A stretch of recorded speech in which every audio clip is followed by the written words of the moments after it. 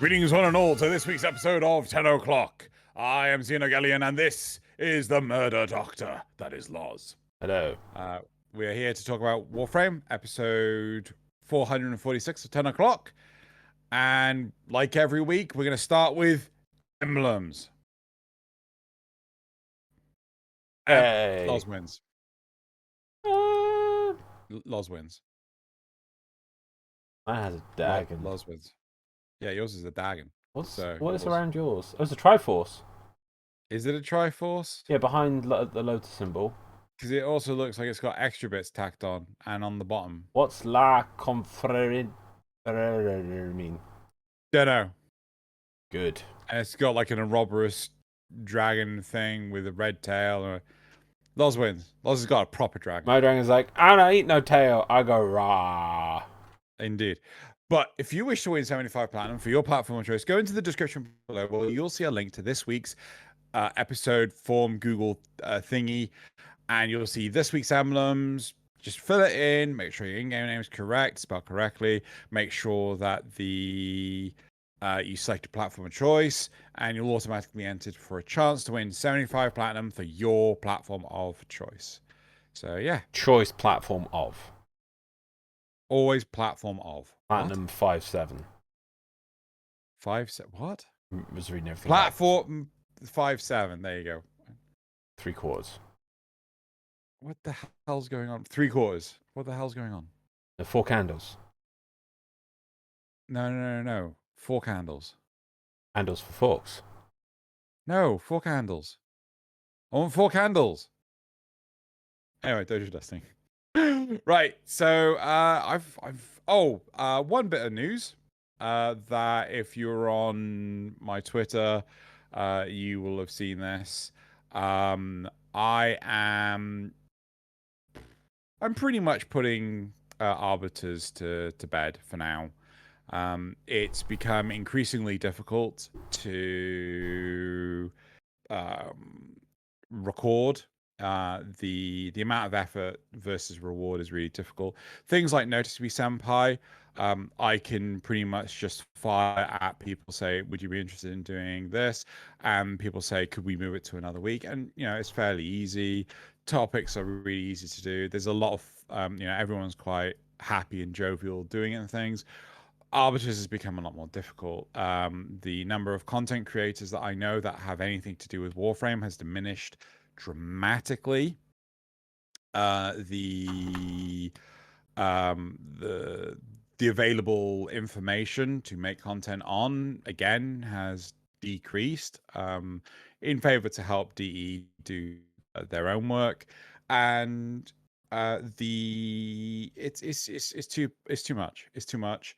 So for the time being, never say never. For the time being, it is going to go to bed, and I'm going to focus primarily on what's the name of the damn thing? Notice Me Senpai.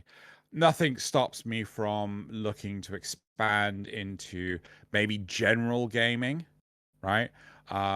Nothing prevents me from bringing it back for big events that I think that there's something substantial to talk about. But planning it beforehand and everything, and then not having anything to work with, it's too difficult. So Arbiters is going to bed, and I think you've been on at least one. Do you know how many you've been on? Like 4 or 5? Have you? Well, as a guest. Wait, as a guest, or you phone me up? No, the guest, where you actually ask the question, rather than just me 2 or 3. Yeah. So, but yeah, so that's pretty much that for arbiters. But not looking to just kill off all forms of Warframe content. So we're still going to be doing 10 o'clock. There's no reason to do that, because we got loads to talk about with what's coming out of the community. That being said, it's time to talk about the war report. We've got none. It's just the wait until TennoCon. Oh, actually, I've just remembered I've got something. Oh, you do? Yeah, if you are, it's on screen now. If you are doing the Twitch Prime stuff, the final thing has come out. It's this Verve-centric stencil. You For can see your here. personal quarters. Yeah, it's the last one. Should we have a look at that? I'll put that. I'll do that in a sec. Yeah, that's the last thing. That would be the last one for maybe the TennoCon. They'll announce a new Twitch thing, but that is the conclusion of the Verve stuff. That's it. Apart from that, yeah, Do we've you got. have it all? Yeah, of course I will. Do you have it Okay. all? I don't I know. do have it all. It's just blurg, you know. Just blurg. I mean, it's Some of them are interesting. alright, but I thought they could have done better on some of them. I mean, like, there's the domestic drone, Yeah. that was kind of cool, but then, like, there's the skins, and if the skins had, like, moving bits, like, oh, that'd be cool if that little bit, like, pattern moved, it would be amazing. Yeah. And, like, oh, this is totally a cool premium skin we're getting here. It'd be definitely worth the investment for that alone. But instead, it's like, oh, look, static skin. Repaint. Repaint. Yeah, many Was repaints. was it a custom Loki helmet? Actually, you've got Warframe open in front of you right now. Do you want to have a quick look? On Loki? Yeah, Loki. Because it was the Loki skin, wasn't it? Loki. Right, appearance. Ooh. Yeah. I think, isn't that from... Yeah, it is. Right, okay. Oh, there we are! Oh, wow, look at that. Oh, is it a custom helmet? Oh, yeah, it is. I think it is a custom helmet, yeah. It's a custom helmet. That's kind of cool. But yeah, that's a perfect example. Look, I can zoom in now. Wouldn't it have been amazing if this was an effect?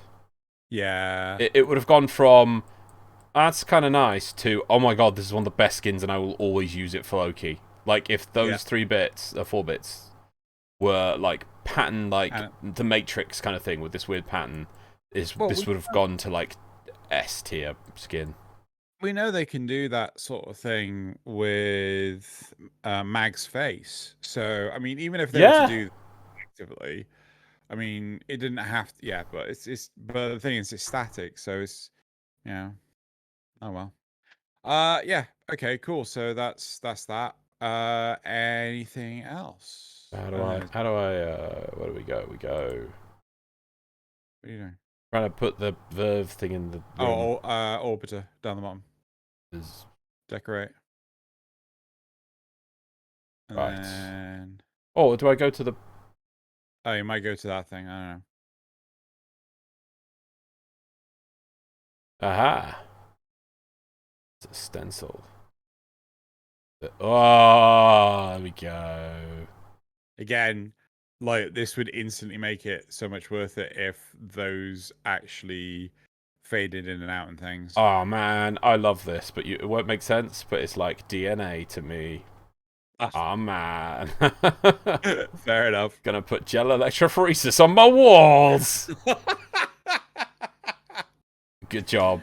It's just gone for me, it's just gone to S to S plus, and it looks horrific. Good job, stupid room. Good job. Right. Okay, so that's it for the war report. Should we move on to the topics?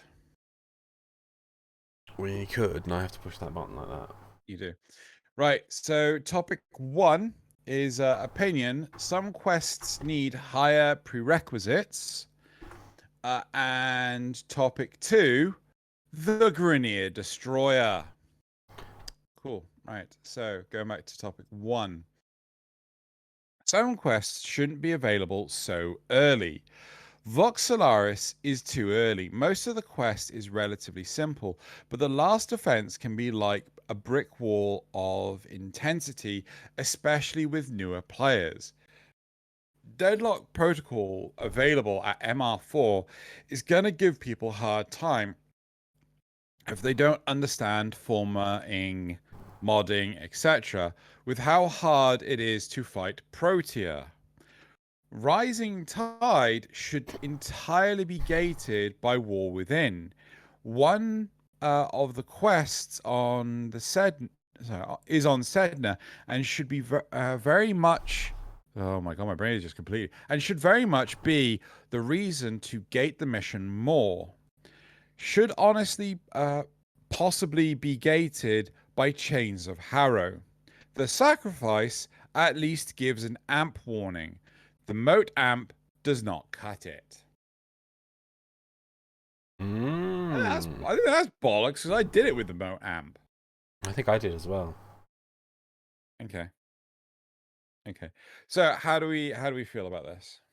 Well, as a concept, this is part of the problems with quests. Are quests there to be a challenge to the player? Are they there to push the player and the gear they're using? Or are they there just to tell the story as easily as possible and move the player on to whatever section, the next plot point afterwards, and just keep moving forwards with no real challenge? Or is it there to... Yeah, that's two things, sorry. Challenge or not challenge? What is the point of quests?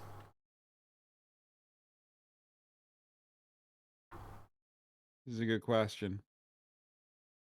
I'd primarily say not challenge. That, at least this is the design in terms of Warframe. Go on. Could you do a challenge where you try and get through all the quests using no mods? I have absolutely no idea. I genuinely don't know if that's possible. Yeah. I mean, I'm certainly willing to propose it to the audience. You know, does anyone fancy doing the entirety of the star chart? List. No, not the star chart. You wouldn't have to do the star chart, just the quest list. It's the quest specifically. That's what we're saying. We're saying that some quests need higher prerequisites. So what's the point of prerequisites? It's like gating the content. You need this to get in here to be able to do it. That's the point of prerequisites, you know. Well, part of the problem here with the Deadlock Protocol, I was like, I don't know what you're talking about with Deadlock Protocol, but I can appreciate the fight with Protea at the end. Yeah, that's the thing that's like, oh, okay, yeah, I can appreciate it to some degree.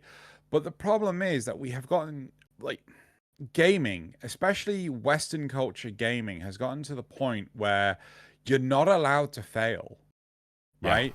You are meant to just constantly push, like, you know, you're meant to have no challenge whatsoever, and it just makes it like a case of like, well, no, why? It's not. There's no challenge whatsoever. It's just assumed though that you will succeed. And I wouldn't say it's just Western, because I remember a change they made to one of the Mario games recently, where if you fail it, if you fail a mission, like die 4 or 5 times, it will offer you like an item that basically just makes you invincible and lets you just walk through the level. Really? Yes.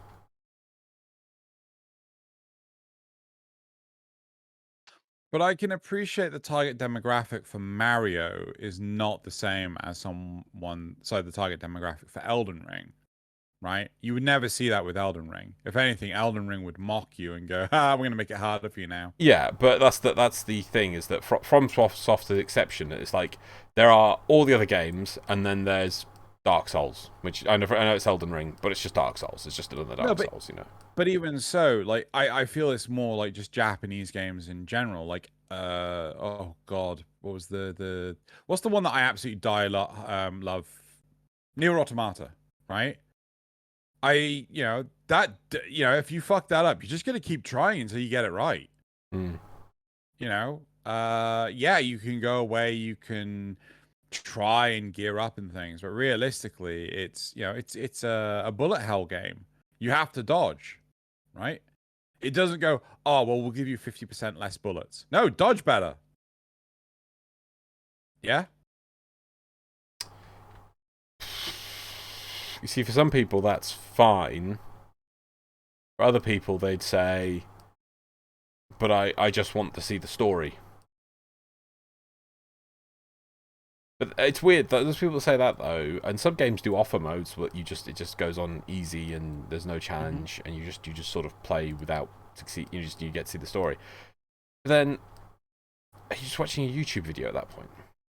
Yeah. Like, what? Why not watch just a generic YouTube video, right? I particularly don't find the Resident Evil games particularly enjoyable. I'm not a fan of like trying to solve a puzzle under pressure. To be fair, I haven't played a Resident Evil game in fucking forever. But you know, I've watched people like Markiplier and Jacksepticeye, especially Jack, do Resident Evil Village. Yes. You know, I don't particularly have an interest in playing that myself, but I can appreciate an entertainer playing it and have a running commentary along the side of it. So, with that argument, I don't really feel games like Warframe or Mario have a realistic excuse to make something easier when the plot really isn't the forethought of the design process. But with games like Elden Ring and, well, not necessarily Elden Ring, but with Nier Automata, certainly that is such a plot heavy game. You know, the plot is just constant. But like, nope, they won't budge. You get good. And as I said, it's like, you know, again, maybe I'm being too tarring everyone with the same brush, but I do feel that a lot of Western games, or maybe it's free to play games specifically, they try their damnedest to make it so that you are constantly playing the game with as little points of friction as possible, so you don't die, you don't fail. But you know, back in the prime of World of Warcraft, you could expect to fail doing a dungeon or a raid. Well, I think even the And prime of Warframe, I remember the very start, that's what made it so good, is it actually did feel challenging and hard. I remember fighting when we said so recently about how we fought that heavy gunner. I remember one of the times I fought Vor by myself. I think I was farming. Oh god, what are the resources off of Vor? That's the rare one. Morphix. I was farming Morphix early game, and I was doing it solo, and I ran out of ammo in my Bratton. And so I was like using my Lato, and that was low on ammo, and I was like going back to the map quickly to smash boxes to try and find some ammo to come fight him with. It was just cool. I remember such things like that. It did feel like it challenged back then. Doesn't feel like a challenge anymore. But with Warframe, you're not. But even with Elden Ring, you're not prompted to go like, okay, you are not good enough to fight this content, right? Oh yeah, no, you could just walk into right. You know, at no point in time does Ordis or Lotus turn around if you're failing to do a part of a mission, part of a quest, and say, you're kind of sucking at this. How's about go do something else for the time being? Right? None of that exists in it. And Elden Ring has it ever so slightly, but it's more narrative than game mechanic, right? So in terms of the narrative, the game sort of like tells you, oh yeah, sorry, I tricked you to go fight that boss, you know, it's clearly too hard for you at this point in time. But but it's framed in such a way that you think to yourself, oh, so I could go do it again now then. Yeah. But I remember Nazeth and I, like, you know, we came back many boss fights and hours later to go deal with it. So, though I appreciate where this person's coming from, you gotta ask, is making something easier or gating something, preventing them from losing, the right direction? What do you think? Should players be allowed to lose? Yes. Or should it be... No, totally yes. Totally yes, yeah. I hate it. It's tricky. It's that you can go a lot deeper into other bits as well with guides these days. You know, you can't have secrets in games anymore unless you cleverly make them so they have to be randomized so that a guide can't really direct you to exactly what you're doing. Oh god, have I picked the silly game mode? Oh, I have. Oh no. Why don't you just abort it? Oh no, I can't now. It's too late. I'm in it. It's like stupidity. Like what? Oh look, there's a giant like spidery thing. No, dude. You're gonna try and struggle to pay attention to the game mode. Oh, if I fail, I fail. Fine. Okay. Got autopilot. So, and some people I mean, joined. They can do things for me. It's really interesting because the bulk of it, the player base of any game. I remember playing the original Sonic game, right, on the Sega Mega Drive, and I died frequently. Oh yeah, yeah. And you had to start again from the beginning. There was no save states, right? If you wanted to continue from where you were, you had to basically just leave the game console on and come back to it the next day. Right? There was no option to. Oh yeah, you had to leave it on overnight and just hope the thing didn't crash. Yeah, I remember doing that. I never had the concern of like it crashing or anything like that, but again, I always found with games like that, I mean, the Jurassic Park game, the original Jurassic Park game for the Sega Mega Drive. Yes. We had to, it was a game you sort of like warmed up to, right? You had to warm up to, like, doing stretches and things like that. It wasn't an easy game you could just pick up at any point in time and continue doing, right? And it was a challenge to. You should put down more turrets, dude. Yeah. Like a lot more turrets. Oh, I got more stuff. Like Oh, cool. like nothing but turrets. You get the stuff from killing enemies. Well, yeah, it's fun. It's fun. That's how the game works. Yeah, yeah, it's good. Yeah, more turrets. More turrets. There we go. More turret there, and we'll just we'll turret there. There we go. Yeah. Okay, you need to go to the other one now. But I want to put more turrets, man. Okay. Yeah. Oh, but wait. Hang on a minute. Are you saying you trying to help me so I don't fail? Touche.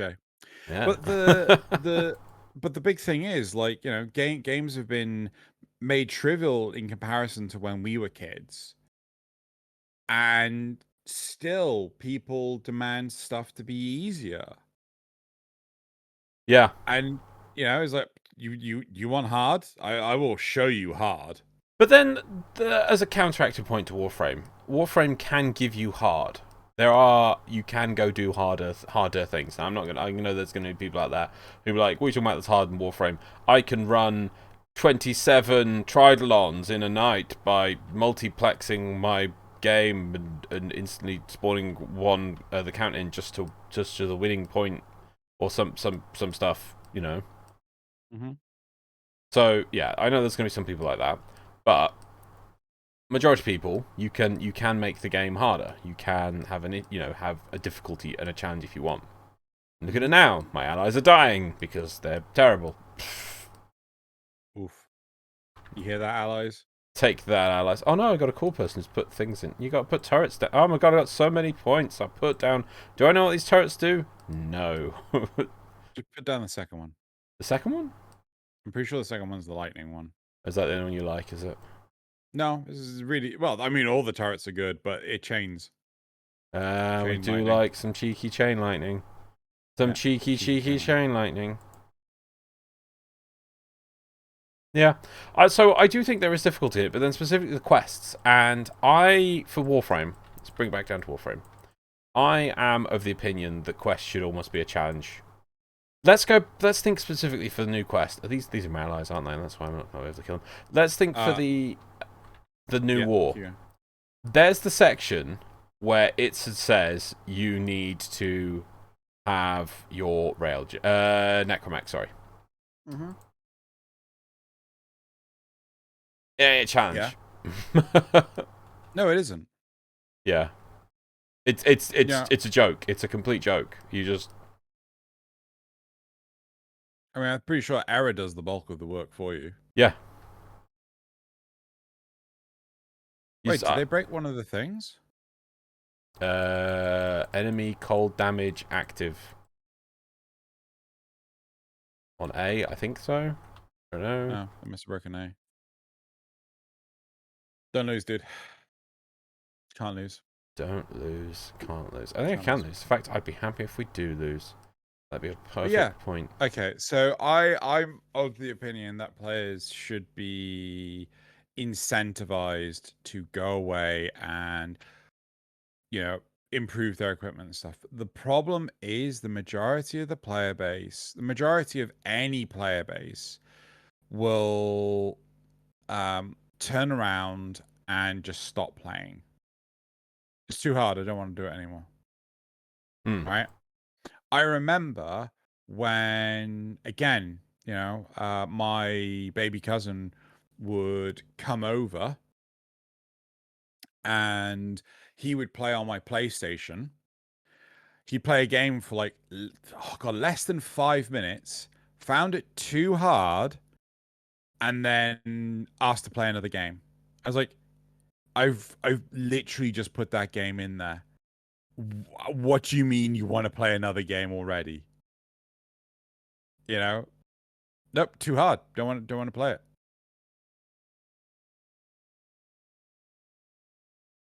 Some people can be like that. Just demanding of instant gratification, and if anything's not delivering that, it is then wrong. And deemed heresy. Yeah. So no, I think if anything, I would say what the game needs to do is just give you a message saying, it's okay to come back to this later. Yeah. That's what the game really needs to do. But you should have the freedom of choice to fail at it. Almost, I know it's technically heresy and a terrible game, but by that logic, you'd approve of the way Diablo Immoral does things. Why? So you can. I can't have the thing. Give me my thing. Step away. Give me my thing. No. What is it? Quill. Yay. So you can attempt a lot of content, but you at the bottom of the screen, it'll come up and say you are, there's this little like yellow or red exclamation mark, and you click it, and a pop-up appears at the bottom of the screen, and it says your power levels, your gear score is this, the expected gear score or the power level of these mobs is this. You are currently too low to deal with these mobs, but there's nothing stopping you. You could try and fight them. Yeah. Could. I mean that's something that exists within Diablo 3. Oh, does it? Yeah. So again, yeah, I'd be down for that sort of thing. Yeah. But it's just a case of like, don't want to label that. You don't want to turn around and say like, oh yeah, you're not good enough to do this, right? I can't see a problem in that. You don't have the qualifications to do this. You don't. I mean that's well, actually no. I'm taking that back instantly the second I said it. That's basically, oh, you need to do these higher MR tests in order to do it. I mean, no, that's gating the content. That's preventing people from failing. You should be able to fail it. Yeah. Yes, but I do remember you having big issues with the MR30 test? No, I did. in the quest. What's it called? There was a quest. It was questorific. Describe it. Oh, the glass gambit. Did I? Yeah, because it makes you fail. No, I didn't have issues with that at all. I swear you did. No, I saw that coming from a mile away. Ah. There are other people that had issues with it because they kept on quitting thinking, oh, I'll do it again because I'm not meant to fail, right? But in the mission beforehand, they do this thing where you should have scored, but you didn't. Yeah. And it scored for them instead. It's supposed to be a Unwinnable situation. Huh? Unwinnable situation? No, it's supposed to be an indicator because that mission you still win, but the dialogue's there saying like, "Oh, that's weird. Why did that happen?" Right? To be a hint that Nathaniel's cheating, right? Or he's trying to cheat. But yeah, it just, it was bad. So, and a lot of people fell for that. A lot of people did not like the fact that you had to fail that the following mission. So, but yeah, no, I genuinely saw it coming. Fair play. Hey. No, I've scanned the thing. Scanned it. Have you though? Yeah, it's just going to sit on my HUD. You better scan it better. Yep. Clearly. Should we go to the replies? Yeah, sure. Well, I'm quivering in this hole. Really, this points in general for me to an issue that Warframe has. A lot of its quests introduce mechanics out of nowhere, or suddenly spike difficulty, but then drop them right afterwards, and or expect you to figure it out on your own after. And what's the problem with that? Now, but I don't know. My memory's a bit odd on this. Apart from what are those difficulty spikes? Is it just Chains of Harrow? I mean, I don't remember any difficulty spikes. Chains of Harrow did have a difficulty spike. Because I remember struggling quite massively with killing the, I don't know if they were Red Veil dudes. It's like the very last part when you're your operator. Yeah? Yes, yeah. Right. So I had issues with that. I didn't really have issues with the, oh god, what's the name of the damn thing? Deadlock Protocol. But I can appreciate people having problems with it. Because again, the glaive that explodes when you middle click, or sorry, alternative fire, as it's in the air, that's not something that exists anywhere else. Oh, you can leave, by the way. Just leave. I have to put down things. But then leave. But I have to. But I'm not failing. Yeah, but you've won. You've succeeded. I've succeeded. You have succeeded. Anyway, so yeah, there's that. There's the whole Golden Moor thing in the War Within. That was a little tricky. That took a couple of attempts, but again, it wasn't the end of the world. Is there footage of somebody having like? Now, this is what I want to know. Is it that people complaining because like, oh, I failed the Golden Moor twice. Oh my god, this is too hard. Moan. But to me, I mean, failing a section 3 or 4 times, it's decent for quick save points or the points it resets you back. It's hardly hours of content you need to redo if you didn't do the Golden Moor right. Is it that people are complaining about any point in which that it is like, oh, you failed this sort of thing? I think the vocal minority, I don't want to say just players in general, the vocal minority, the ones that are, raising points like this, they are complaining in general. They complain about failing in general. And to be honest, I'm sorry, you have to let this stuff go. People fail at all sorts of elements of life. You can't protect yourself from everything, surely. So need more opinions. But yeah, just go do exterminates, dude. Really? Yeah. Just go do exterminate. And sometimes people don't find the bloody thing. Well, the Void Angel. Yeah. That's literally just do the Void Angel with an exterminate. Yeah, I'll just look for I'll just spend my time looking for the angels. Right, cool. Yeah, right. Next point. For some reason, I remember Deadlock being pretty easy for me. The Protea fight in particular, I didn't have trouble with. And looking back, I think it's because my design philosophy for my Vault I was using at the time was shields equals good. So I just took everything that was shot at me for long enough to figure out the mechanic. Again, I can appreciate that.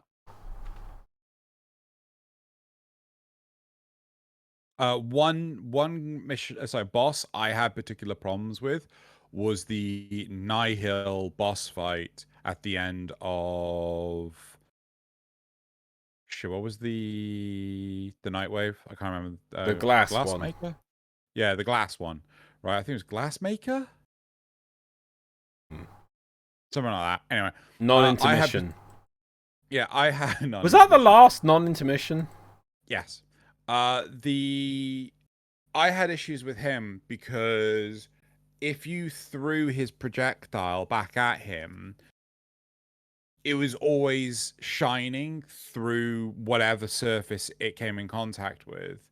So it basically broke the laws of physics, and you couldn't tell if you were overshooting or undershooting, right? And there's no horizon, so you can't tell distance very easily, or at least I couldn't. That was a problem I had, but I did do it in like 1 or 2 runs, so it's not hard enough. It's not like fucking the boss in bloody Elden Ring that I spend 10 or 20 attempts trying to kill. Huh? Dark Souls. I haven't played Dark Souls particularly. You did. It's called. You did. You played Dark Souls 4. No, that's Elden Ring. Dark Souls 4.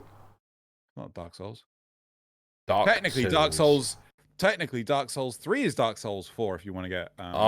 Technically it's Demon Souls, but that's not. Yeah, Demon Souls. Yeah. Technically, it's Ghosts and Goblins. Technically, I can't remember. Did Bloodborne come out before? Oh, you got Sekiro as well. Yeah. So like, Elden Ring is like number 72 or some shit. Exactly. But you forget that like the Bloodborne one, that's like Call of Duty Black Ops. Like there's like Modern Warfare and then Modern Warfare Black Ops, and it's all stupid and games. I hate them. Don't you dare apply Activision bollocks to this. next comment. Let me just kill him because he's annoying. Right, Thrax. What are the Thrax? Why are they different from angels? What's They're that not good about, enough. man? What's that about, man? What's that about? Not good enough. That's discrimination. Yeah. In devoid. I honestly think that most of these problems could be solved by using Master Rank Test as actual test. Get rid of the defend the objective from 5 level 1 Lancers, replace it with, here's a bunch of mods, now make this gun do X damage to this enemy. The test should prove that you understand core concepts, but as they are now, most of them are just watered down versions of things we've been doing since day one. Using them as actual tests instead of just a short minigame would alleviate so many problems because it forces players to gain at least a little understanding of how the game works. See, I'm instantly opposed to that. Ooh. Because this person is making, in order to actually access this part of the content, you have to have this level of qualification, right? In order to be what's it called? An IT, not an like a computer engineer, like someone that repairs computers at this retail store, you have to have had 3 years worth of experience. It's a junior position. It's like, yeah, but you have to have 3 years of experience, right? It's like, okay, yes, I'm being a bit harsh, but still, I really don't like the idea of, you can't do this quest because you need to be this MR rank. Why? What? That's not what they said at all. Honestly, I think the most of these problems could be solved by using the MR tests as actual tests. Yeah, that doesn't mean gating stuff. It means that the mastery rank tests to increase your mastery rank is an actual check. I guess maybe it would lock like some of the quests behind it if they are mastery rank locked, but at the same time, what they're suggesting, the mastery rank tests go from being an execution issue to an understanding issue. Right. So it's not a case of you have to have done the test in order to be able to do the quest. It's more a case of use this test to make sure that the person has an understanding of what's required for the quest. Yes, yeah. Right. Sorry. And the game in general. So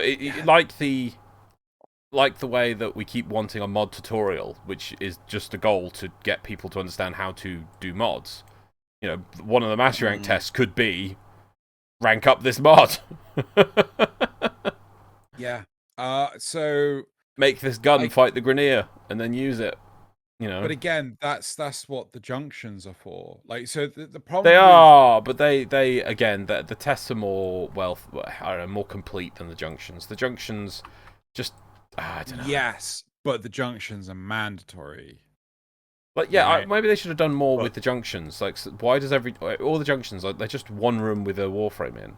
Maybe make some of the junctions an actual parkour test. Maybe make some of the junctions a sure, hacking test. Make some of them but a it's modding but test. the qualifications you need to do, like in order to get unlock this junction, you have to upgrade a mod. In order to access this junction, you have to do this, you have to do that, you have to But complete the requirements they, of. the thing problem with that is they're not directly. You could do it by accident and you wouldn't have actually learned. I agree with that. Yeah. That so maybe.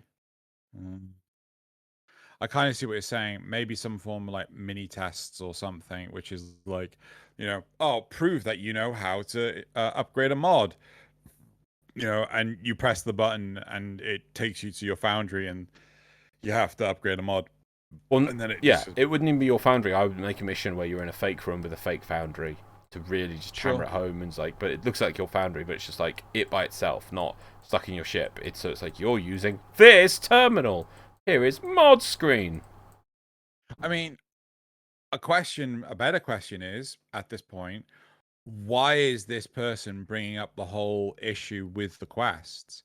Is it because they're having difficulty, or are they trying to? Why don't you shoot the pole behind you to get rid of that transference field? I don't want to because I love the idea of the transferring field so much being something that Fair. can deployed. That's like that would just be a shooting the nullifier thing, and then he never summons nullifier bubbles again.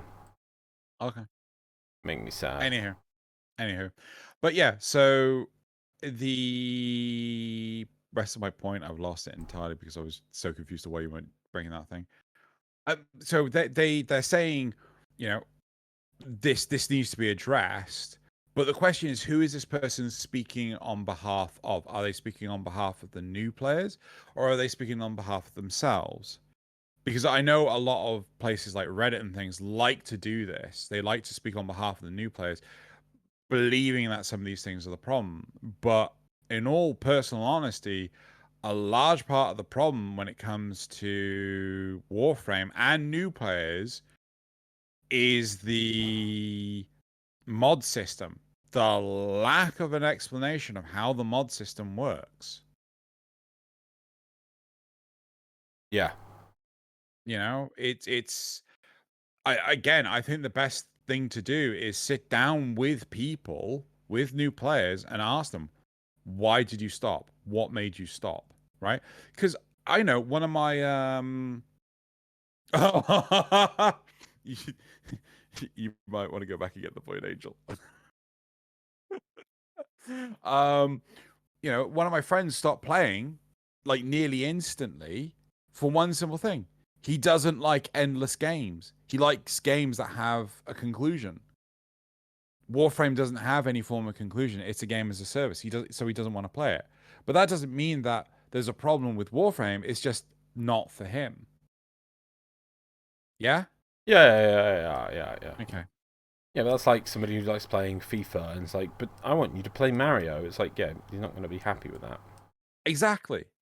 That's the point I'm trying to make. So, we don't know if this person is trying to speak on behalf of someone or whether or not they are um saying this for themselves. The problem that they're having with the quests is that in parts they can be too difficult. Yeah? Yeah. Cool. Should we move on to the next reply? Yeah, just trying to get back to this angel. I think it's the last one, isn't it? Yes. I had a lot more. I had to do a lot more work with the moat amp than I should because I didn't know it could be swapped for a better one. I still don't fully get it. Same thing with Eidolon hunts and other late game activities. Yep, Eidolon hunts aren't explained at all. What's the I agree with the problem with kit weaponry. It really needs a. I really think they need a UI redesign on the way that you do kit weaponry. I've said this in the Is past. he pointing at you? He's pointing at you. Oh, no, he's dead. Well, he's dead now. I really think you should unlock the recipes permanently, and then you go to the I would like to build an amp, and you click the options you want, and then you build one recipe for that gun, because then it's like every other weapon in the game. And you produce one recipe, and that recipe, it would be exactly this. It wouldn't change anything fundamentally about how the game currently does, because it would still cost the same amount of resources. You just put them in one recipe rather than you going away, building the recipe, building the individual components you're going to use, and then you come back and you use them again. It would just be a simpler thing, I feel. Yeah, no, I agree. It's one of Warframe's biggest follies, I think is the word. Like, you know, they don't explain so much of the game. Yeah. It's dead. You know. Okay, I think we're done with this topic. Yeah. Would you like, so let's say going forward, let's think going forward. How do you want the game would you like the game to go?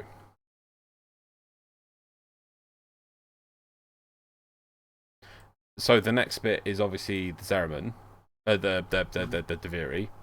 Should there be a quest and it as be easy as the Deimos quest, or should it be a challenge? I think we're hoping it's at the end of the star chart, which means it should be locked behind a lot of other content. Should it be hard? Should it be easy? Should you require full arcanes, double arcane slot on your operator, the most optimum amp, all of your mods farmed to the ridiculous degree?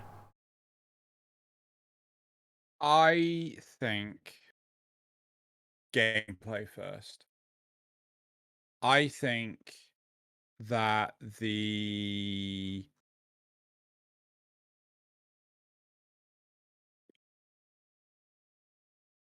players. Okay, I'm gonna be brutal about this. Fuck quests, right? Just fuck it. Do a tutorial system, right? Do a tutorial quest, sure. Much like the Zeraman got. Yep. I don't think it was fair to you the fact that we were in a call and you didn't get to hear the tutorial for Void Armageddon, because again, it explains it pretty damn well. But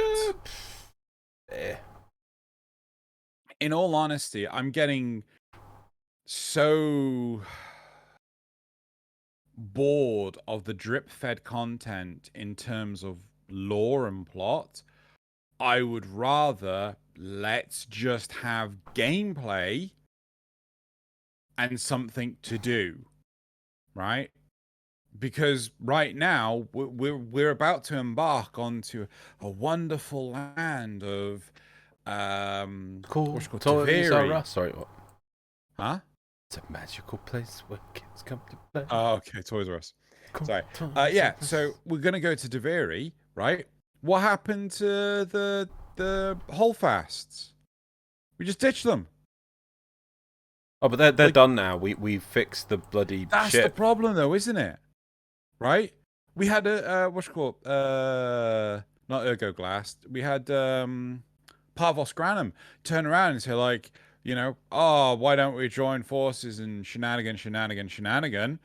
I'm gonna go and find the Entrati. No cause and effect there. We found the Entrati. We were summoned by crap, I can't remember if we were summoned by Grandma or by Lloyd. But we were summoned. We turned up. It was like, where's Parvos? Right? Why hasn't Arlo made an appearance? Why hasn't the Mike Cohens made an appearance? Corrupted Vor when? Corrupted Vor when? Right? The narrative takes such a backseat. Fuck it. I'd rather have those resources, those finances spent on gameplay. Oh. if it's not going to be done properly. And if it is holding things up, yeah. Yeah, fuck it. I remember the days where most of the lore was just like a snippet or like 1 minute YouTube video. Codex entry. Or the codex entry. Do you remember like, oh god, Arid Fear? Was it Arid Fear? And it was like introducing Alad V and what was the Phobos tile set, but the Mars S tile set. No, it was... Oh, shit. It was Phobos. No, it was Gravidius Dilemma. No, Arid Fear. Yes, it was. No, yeah, Arid Fear. No, Arid Fear. Was No, Gravidius Dilemma already had Alad V versus Sargus Rock, whereas Arid Fear alluded to Alad V. It had his name at the end of it, but he wasn't even a model yet. Oh. That was the first introduction to him.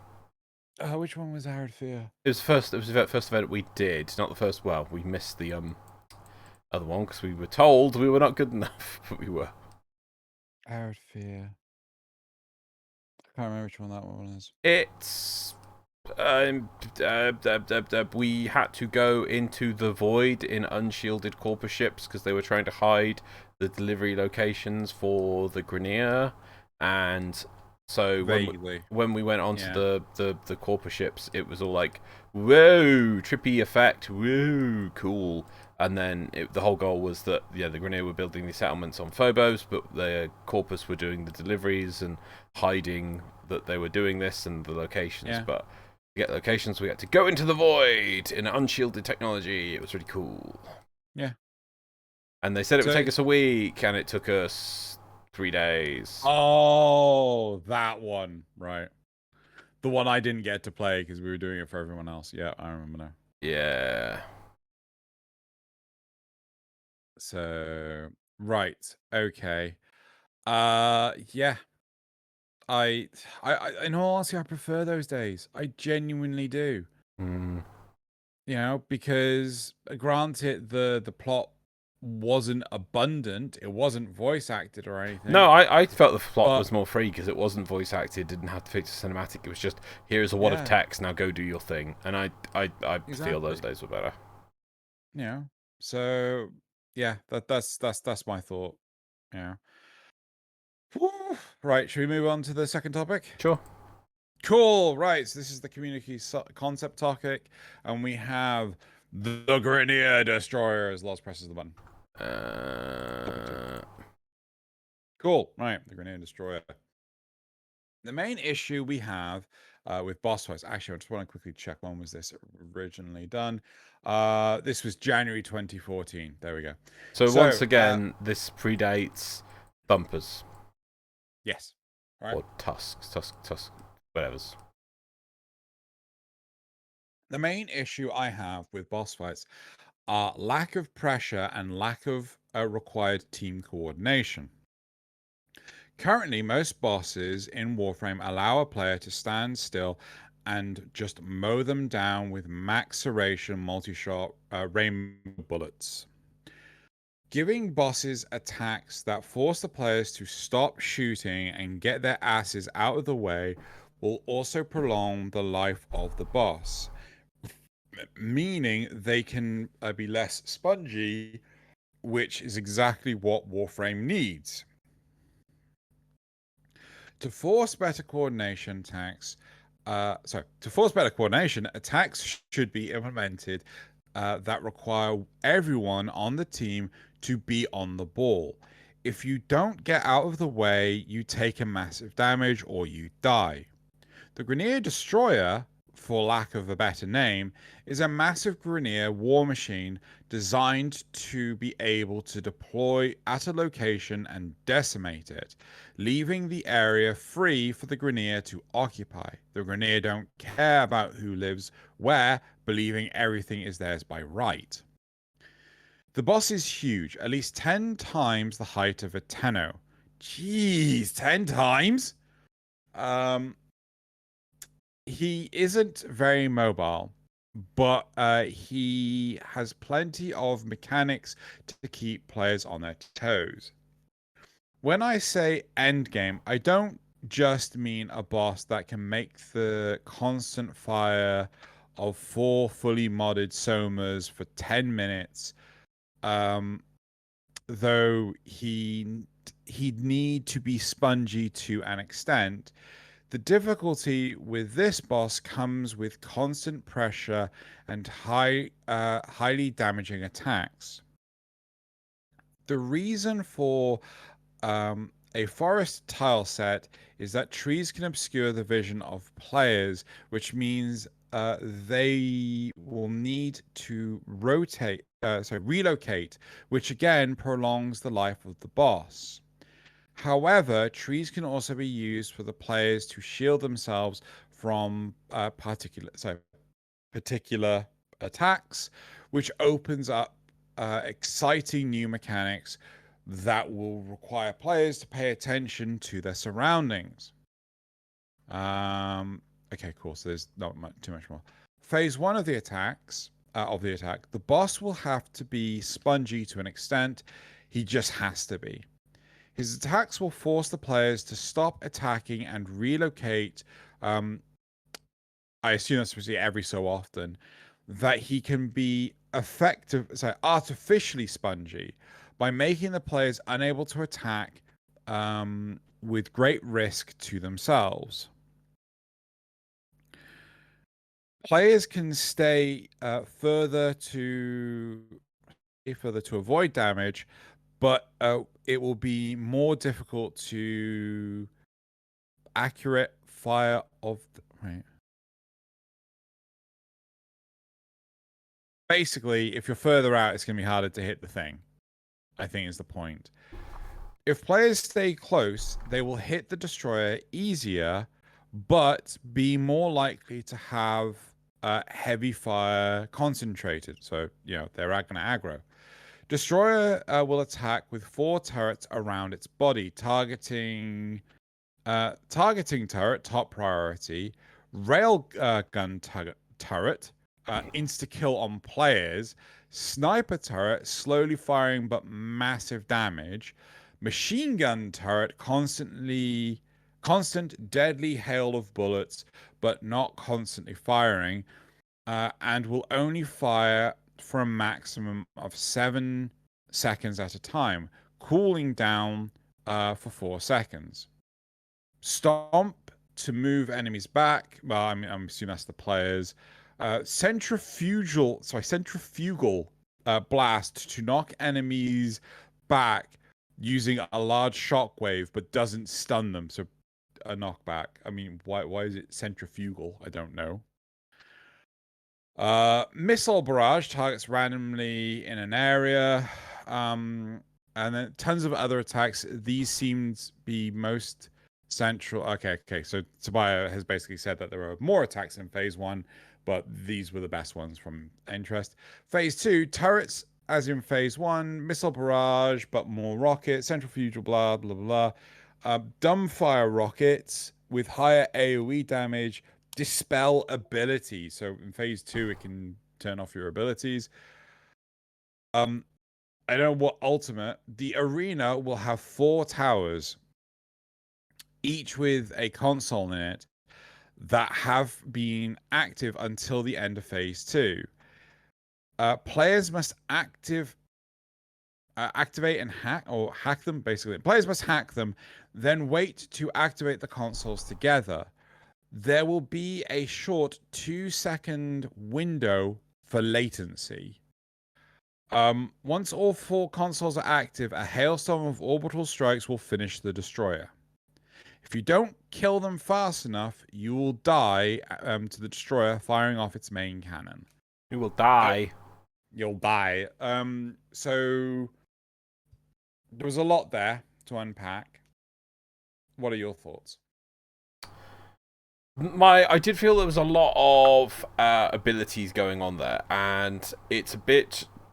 I like the idea because they're trying to put on all these different things and different things happening, different turrets, different changes in game modes, which I like. I think actually the one thing you haven't really stated from the actual topic is an example of a vehicle they give. Is it just they show an image of?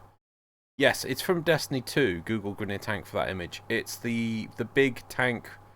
Oh, there's videos missing, but they're not there. Okay. Oh god, they got backstory, man. They've got. Oh, we're gonna have to do that. Basic concept. Right, we have to. Yeah, but like there's a lot here. There's a There's lot a to lot unpack, here. but yeah.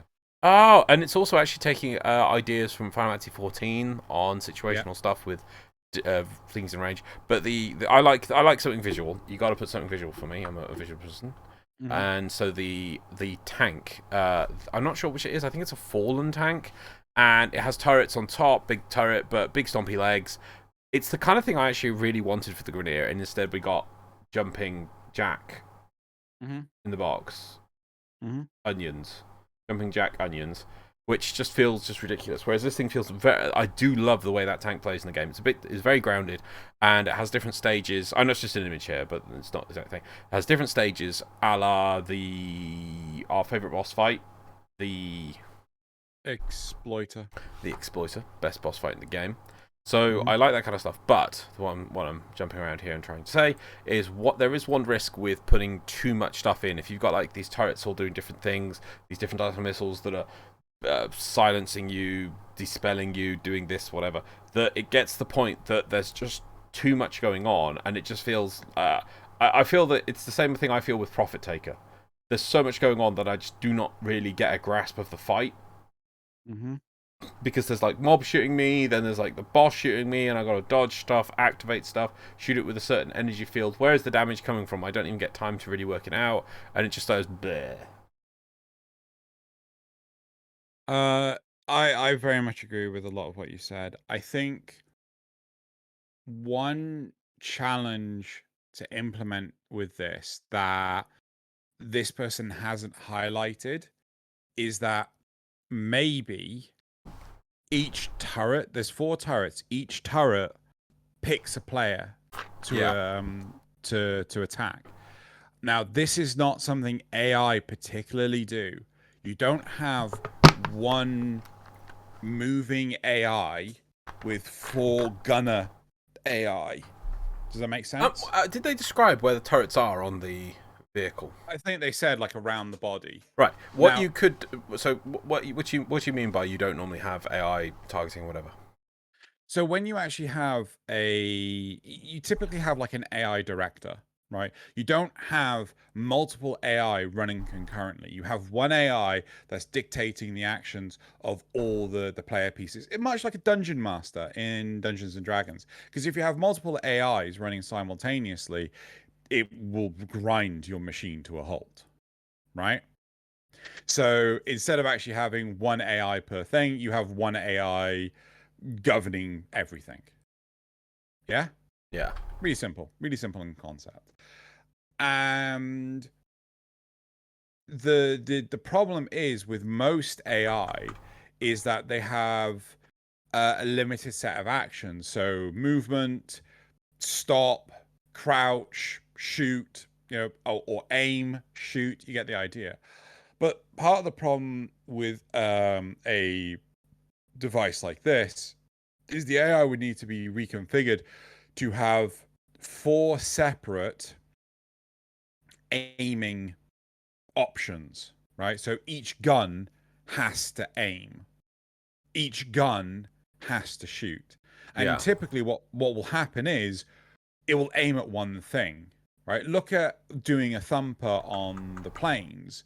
A thumper will typically aim at one player, and now that gives all the other players the freedom to just pop off its shields and be ignored. Yeah. Right. So with this thing, this boss fight, I very much recommend it would require an AI rework to allow for the turrets to target different players. Right. To simplify that, what I would do, I mean, if you got the picture, have you seen the picture of this thing? Yes, I have. Yeah.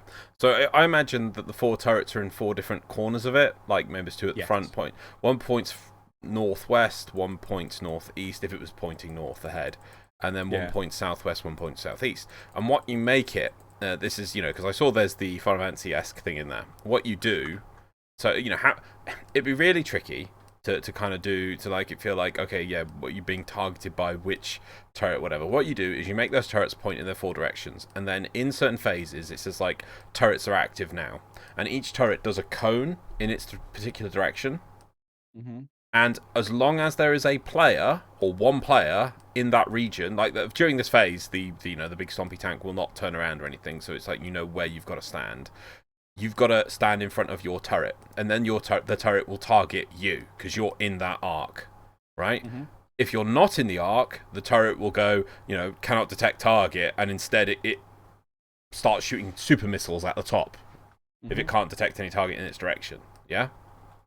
Yeah. And then there's the different turrets obviously doing different things. So maybe some person has to keep jumping to avoid the damage. Maybe someone has to shoot back, and every time they shoot it, it stuns the turret, so it can't shoot them. So they've got to keep doing that. Or another turret will fire a beam that will put the ground on lava. So your job is to go through your arc. Don't leave the arc, because if you can see the arc. I mean, MMO style, this is the area you've got to be in. It'll follow you, and it'll start painting a laser beam like lava on the floor. Yeah. And you got to try and fill your area before X many times. And if the more time you go to this phase, each time it'll do that bit longer. And then the next thing you could do, to following from a MMO, to make this a bit more interesting, is that when you do a turret phase, you can't do the same turret in a row. Okay. Because it marks you, and if you reappear at that turret phase in the same turret position, it'll just one-shot you. Yeah. Maybe not on high difficulties. Maybe on low difficulties, it just keeps knocking you to the ground, then fires ultra missiles and whatever. But on high difficulties, it just one-shots you. So you don't make a mistake. I think one thing I would like to see, right, is the arc. So first off, I'm on board with pretty much everything you've said. I think that kind of achieves what you're saying about the AI, but it doesn't require massive reworking. It's very logical. The turret is looking in this direction, and it's a very easy checksum. This player is in this position. This. It's pretty much the same thing. But you've given more of an elaborate explanation of what would need to be done to change it. Well, it's rather than, but if you've got like each turret pointing at one person, and that person is bouncing around like an idiot around the robot, they're just going to be like. No, again, I completely agree. Yeah. I completely agree. It's a very logical way of doing it. Yeah. Because again, if they're right, so first off, I would change a couple of things. One is the different arcs. So first off, I would have the turrets can move around the body, right? So basically, they retract into the body, and you don't know which turret is going to come out of which port until it happens. Yeah. Right? And then I would have different turrets. Have different arc sizes. Yes. Right? Okay. So, for example, the minigun turret, you have to it's not got that much much of a range, because it just maybe there's a damage fall off, and you can visually see the telegraph on the floor, but it's got a much wider arc. Yeah. Whereas something like the railgun will, if you're in the arc, it will just one shot you, and you've got very little time, but it's got a very narrow arc. Yeah. Yeah. So you've got a good opportunity to get out of it and things. So it's stuff like that. So I very much like that sort of thing. I feel making something quote unquote bullet spongy is not good, right? Because what bullet spongy means is either damage immunity phases, or damage and vulnerability phases, or whatever.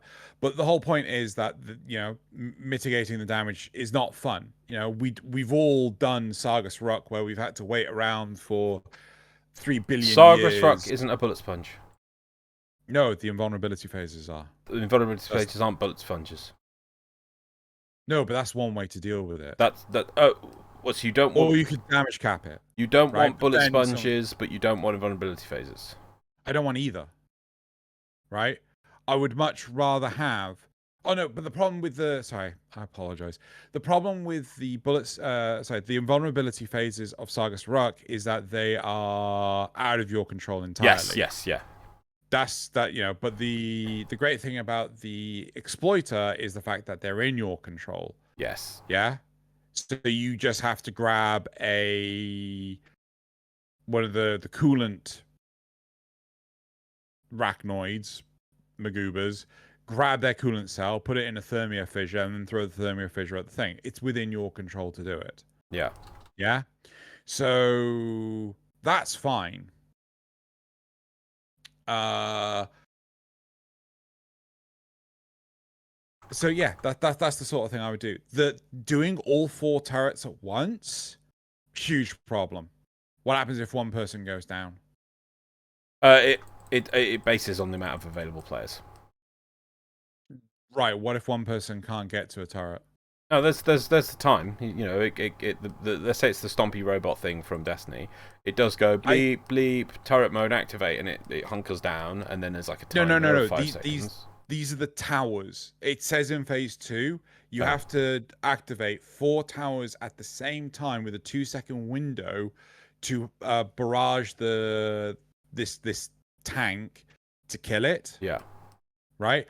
I would much rather one of the 4 towers has the barrage option, right? You just don't know which one.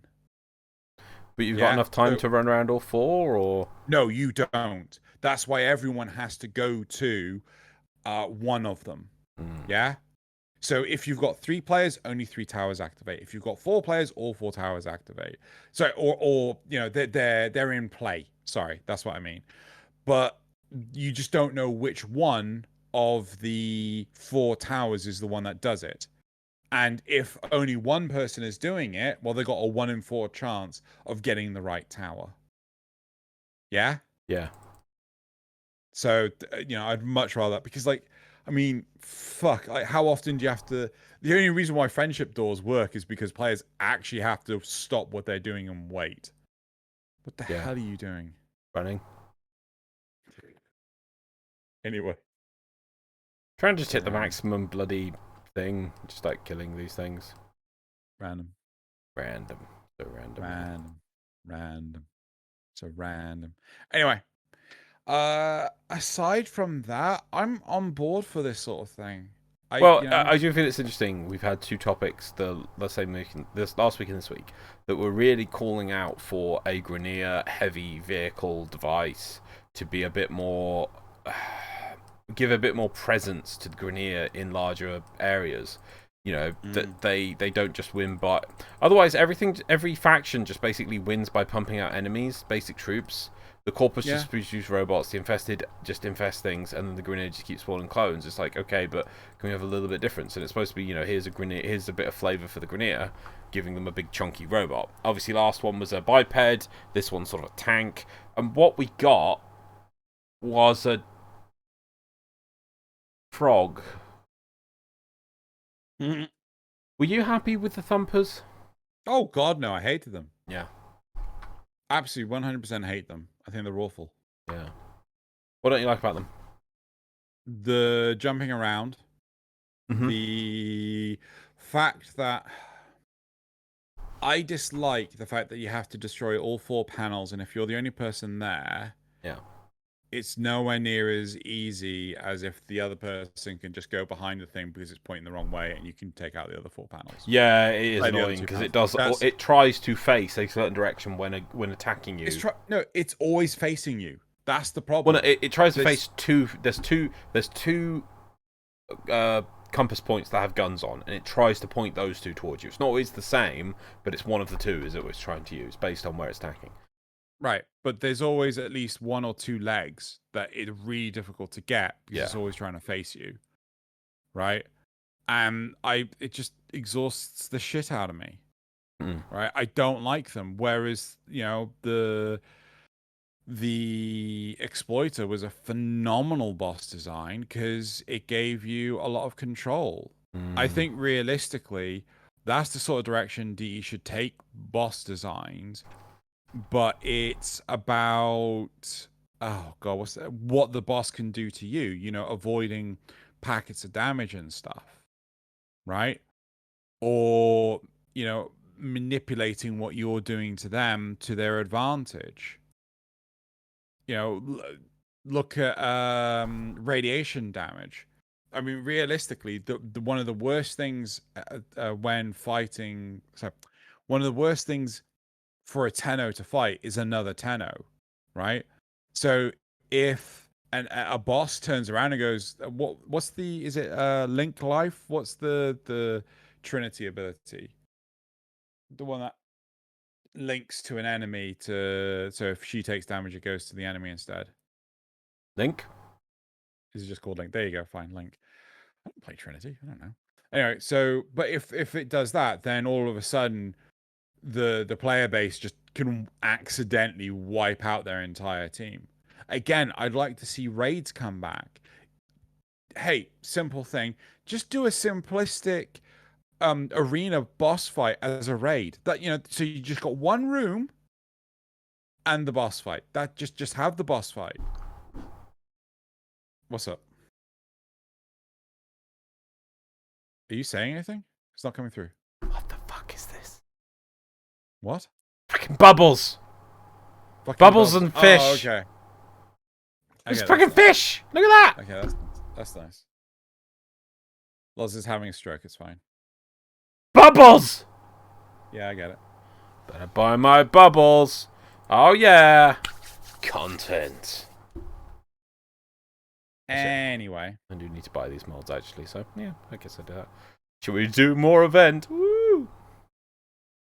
Have you bought the Dog Days Night scene, Drew? You might wanna. No. But you could use that for machinimas. Could I? Yes. That's nice. Yeah, like a secret meeting in the beach area. Cool. You have no soul. I don't. I ran out. Look, there's a look at that. What the fuck is that? See, even he hates the bloody clouds. Oh, is that a cavat? Is that a cavat in a sack or something? I think it's supposed to be a cavat with that sign-dana. That's a sign-dana. That's the type of sign-dana that looks like that. Okay. Oh, there you are. Look. A thoroughly impressed cavat takes... Oh, you can't see really my... Thoroughly impressed cavat takes shelter beneath a Centurion Tau Sun sign-dana. Okay, cool. Content. Anywho. Field content. Anyway. Yeah, so that I think that's that. Should we look to the replies? Yeah, sure. I wish Warframe would expand the game mechanics, especially... Sorry, just making fun of those bloody things. I wish Warframe would expand the game mechanics, especially bosses, forcing us to think and coordinate ourselves to prioritizing which is a great danger, which is a greater danger to us players. I don't like to face just a boss I don't like to face just a boss that just has special abilities. I'd rather have DE to give us a view on how Warframes can compete against war machines of the Grineer, or perhaps an imitation of a Warframe from different factions. This is the kind of change Warframe needs the most, and perhaps it could even be on par against other games. It will take time, but I'm positive it will be worth it. I think I get where this person's coming from. But realistically, like, some of the best content they did was the Law of Retribution. That final boss fight. Yeah, that was a good boss fight. It was such a good boss fight, and it required team coordination. It required the team to communicate with each other. The problem is, actually, I think this is the largest problem. Games like Warframe do nothing to facilitate better communication amongst its public player base. Right? You could argue the question, well, what do you know, how would you do this? But it's like, I don't know. Facilitate a communication with services like, oh god, Discord, right? Have Discord integrate with it. People don't like that because that requires you to have a Discord account. Well, that's fine. It's an optional thing. You don't have to use the voice chat, but then when you're complaining, saying, well, why is the voice, why is the team cohesion breaking down? You've got an idea of why. back in World of Warcraft, people used to use symbols to identify what to attack first, like, skull first. So you select an enemy, you mark them with a skull, like a marker, and then you go skull first. Yeah. Do something similar, right? Yeah, that's the important point. It was something I think. What's the Oh, the Battle Royale, the sci-fi one. You're really narrowing it down. There is really only one sci-fi Battle Royale. Overwatch? No, Battle Royale. We are very Titanfall? tired. What? It's the Titanfall universe one. What is it called? Oh god, Apex Legends. That's the one. Apex Legends. Okay. I remember Apex Legends being one of the great things about it was hailed was the Fortnite. No, Apex Legends. No, Apex Legends. It has I've literally never played. No, Apex. What is wrong with you? You got it right on what? On number 2. Freaking. I've been impressed. Okay, I've been impressed if you could tell me like one of the battle royales that's failed. There is a sci-fi one that's failed. I can't remember what it was called. Lawbreakers. That was I'm pretty sure a lot of them have failed. Yeah, I know, but there was like a big Lawbreakers was a big high like AAA one. Anyway, Apex Legends. I do believe Apex Legends has a really good like target call out system. Like it's very intuitive and it's quite good. So that kind of thing in Warframe, like being able to point at something. I know there's like, oh look, you can point and push. I can't do it in a set. You can point at something and be like G or I've got it on G, whatever button it is to put down a marker. But that's just like the basic thing of it. It needs more. Why not have something where you hold that button, right, and it opens up a window. And you just go like, you look at something. You press G, and so you hold G, and then like one of the options is a skull. Yeah. Right? Or one of them is what you call it? A one-way sign, or like a no sign, or do you know what I'm saying? Like the red circle with a slash through it, right? Yep. Don't kill that one. Right? It's you mark stuff. Again, that can easily facilitate communication. Mm-hmm. So it's stuff like that. But the problem is that players should be allowed to play by themselves. Fine. Players can communicate using in-game chat. Fine. But if you want them to do more complicated content, the players want to do more complicated content. And if the only thing holding it back is stuff like, how do they communicate with each other easily? Gesture system. Yes, yeah, better gesture system. Emojis go a long way. Yeah. There you go. Next reply. The coordination is really important. Working together and as one will be really important to make the harder levels more fun. This is a co-op game at its core, after all. Yeah.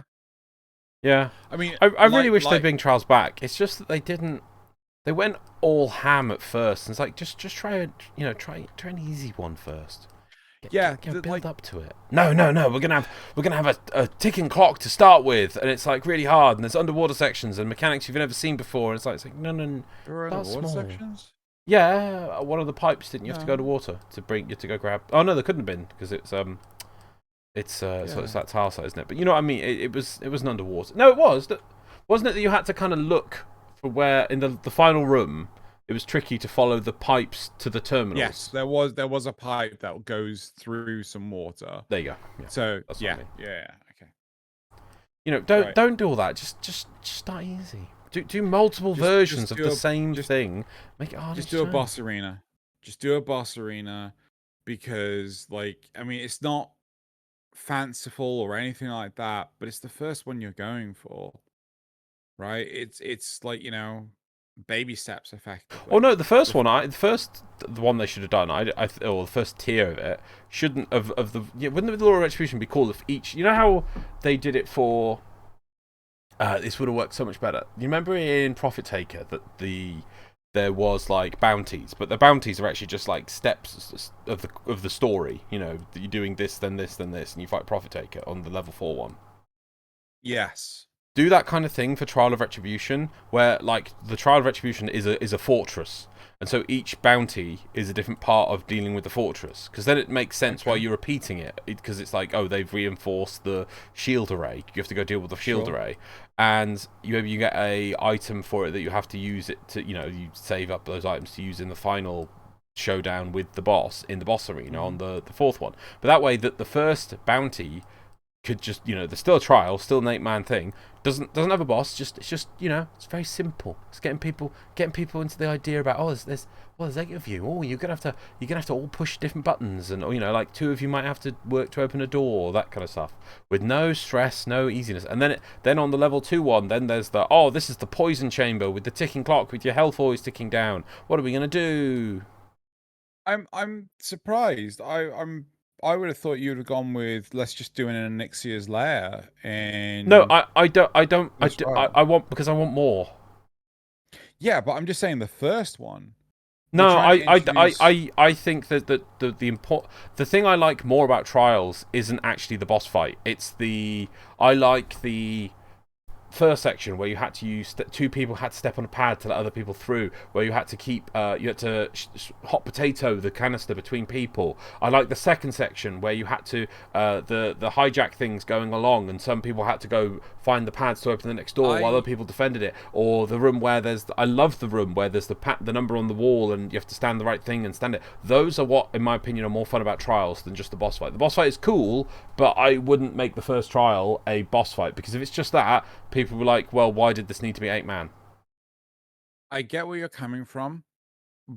I think there needs to be, it can't just be a generic boss fight. But what I'm talking about is just take the final fight, stage, yeah, and just put that as the boss fight. Yeah, I mean, to be honest, yeah, if it had to, if yeah, that's a good point. Just do that for Trials to start off with. Bring them back. Just bring Trials of Retribution and just give us the third section, because that's the best bit.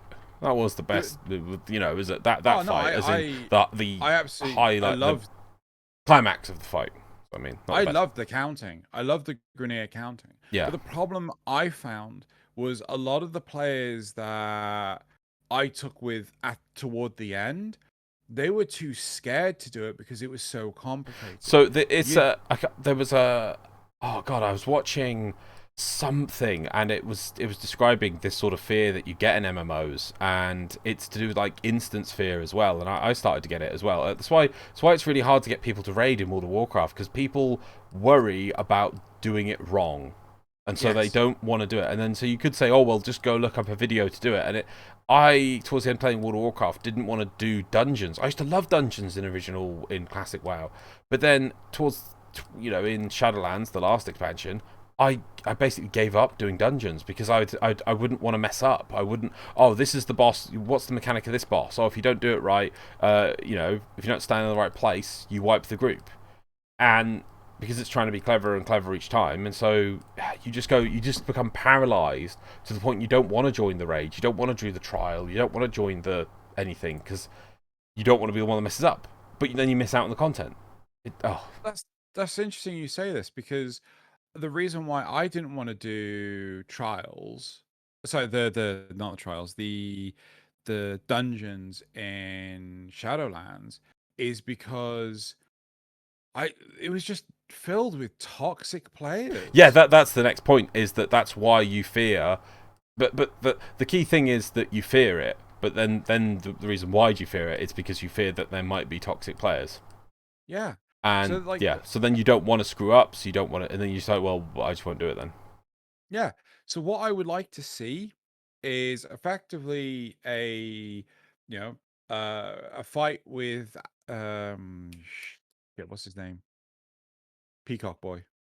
Vayhak. I want to see a fight with Vayhak. The fight from Law of Retribution as a 4-person version, right? and an 8-person version, and a hard 8-person version that can't be pubbied. Yeah. Right? That's what I want to see. But it's because like actually getting him to run around the environment because you're blowing up his perches, I thought was brilliant. Yeah. And you had to have people stand on the pads to open the doors to let you in. It's a 4-person version, 8-person version, both pubbies available, and then a hard version, no pubbies. I'm down with you. Yeah, I think that's great. Yeah, and yeah, so the 4-person version, you make the room a bit smaller. There's only one place it can stand, but maybe you have to keep repeating the same. It deflames, but it's very obvious. So you're definitely focusing the person's attention on that, so they're learning it. It's simple, and it can be done solo. And then then you have the 8-person version, which is a bit trickier. Oh, sorry. Can you repeat that? No. The 4-person version. Well, I was basically trying to make it nice and simple, and yes, yeah. No, I'm trying to understand it because I thought you said something I misunderstood. Oh, because I can't remember how many perches there were. There's 4. There's 4, but in that version, maybe there's only 2. And he just alternates between them. So you're like, oh, okay, so just that way, there's not. Oh, because if there's 4 in that version, it gets a bit confusing. There's quite a lot going on. Make it simple. The first version, it's like, yeah, the 4. That's the 4-player version. Maybe that's the one you do just a bit of story. Then you have the 8-player version where it's the full fight, but it's just maybe not as punishing. Maybe it doesn't spawn ads. Maybe it's there's no extra mechanic on the bomb that you're carrying.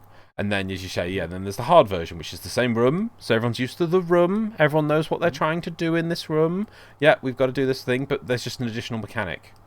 Yeah. Yeah. So the additional thing that is the pressure plate doors. So what you have to do is you have to kill a dude that's carrying effectively a bomb. He is trying to destroy something in the middle of the room that's protecting the players. So in the easy version, that's not a thing. He's just running in with a bomb. That thing can't be destroyed, right? It just it just knocks down whoever's in the area. There's also pressure pads to open up the doors of the perches. Make it so that there's not 2 pressure pads, there's only 1 pressure pad. Right? So, and it's just stuff like this. You slowly incrementally increase it. Yep. So yeah. Hell, I wouldn't mind putting another difficulty in it and just make it stupid. I wanted this years ago when I asked for the boss thing. Like, put in a stupidly hard difficulty and be like, we don't even know if people could do this. It's just stupid. And in terms of the bounty system that you were proposing alongside the design of Profit Taker, I would make it so that the bounties would give you a buff. Yes, a buff that would last. Debatable. Depends on how long the whole thing takes. Maybe it's on a weekly reset. Maybe it's on a daily reset. Right, but it's good for one fight of the boss. Right, or maybe one clear of the boss. And yeah, it's just but I think the bounty stages are really important because one of the problems with Law of Retribution was the transition from mission to mission to mission. Yeah. Right? Because you would end up losing people between. Yeah. And some people might just want to go, I want to go straight for the boss. I don't care for these buffs. I want to hard mode it. Let's just go straight for the boss. Exactly, yeah. Maybe pull them out and separate them. But also, I think they could. I bet you they'd be able to manage the we didn't have Sanctuary Onslaught before. It came out after Trials, didn't it? Oh, way after. Yeah, I bet you they'd be able to manage the different areas a lot better now. Probably. You wouldn't need to load a new area every time. That felt so jank. It did. It was very, very jank. It was very early days and things like that. And they probably could have another crack at it now. But it's a case of the demand. Is the demand there from the player base? I would argue that the player base doesn't know it wants it. Yeah. So, should we go to the rest of the plays? I don't know if there was any. Is there any? I feel there is. Not sure what actual rewards would be. A new weapon, new warframe, some kind of skin badge to show I beat this boss.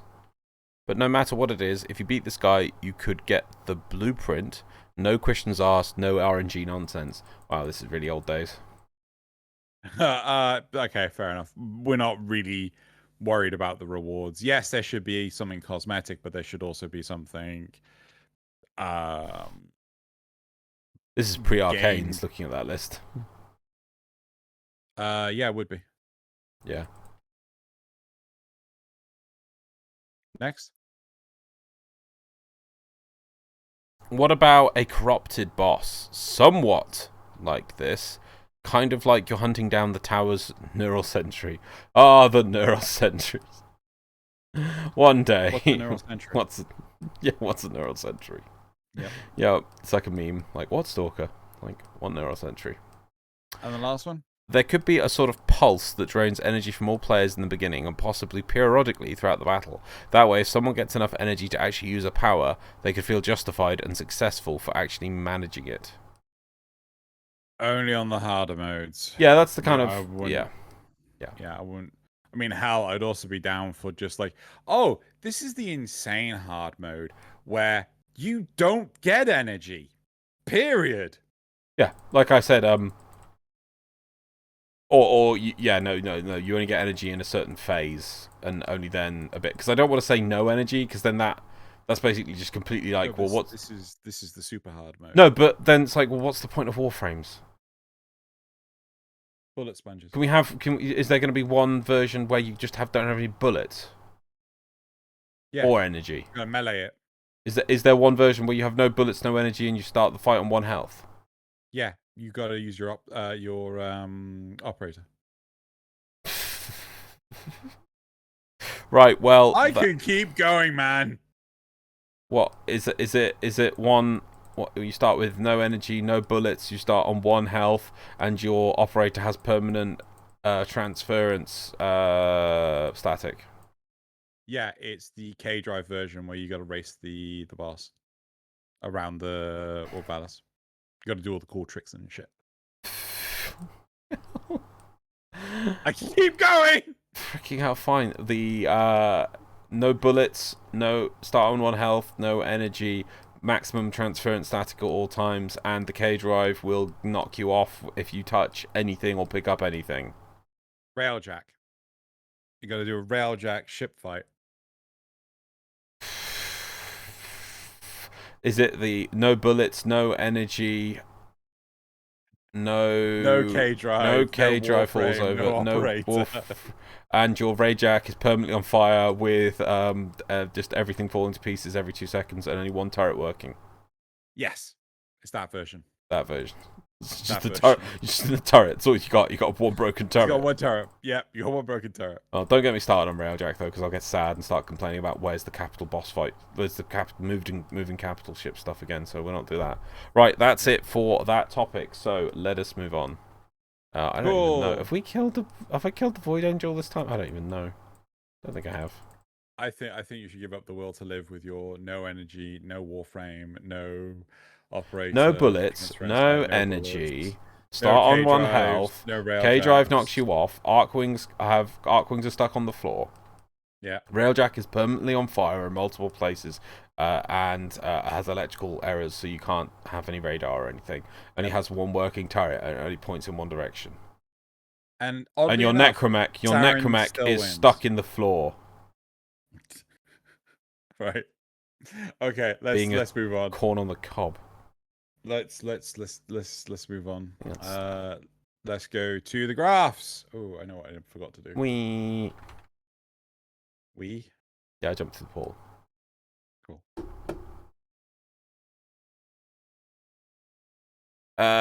Clear that. Go back. Yeah. Graphs. Cool. Buttons. Pushing graph button. There we go. There it is. I don't know why that is so intermittent. Yeah. It really hates your shenanigans. Anyway, so the first graph of this week is how do you feel about the gameplay of the Void Armageddon mission type? So this, I put it like in a subtext and things saying like this is not about the rewards. 9% said that they hadn't played it. 17% said negative. 17% said positive. So they cancel each other out. And 57% said neutral. Did we get any comments on this at all? Oh, sorry, I'm just bought mission. But wait, how do you feel about gameplay of the Void Armageddon mission type? Yeah, did we get any comments on that? I'll have a look. I don't remember. That's fine.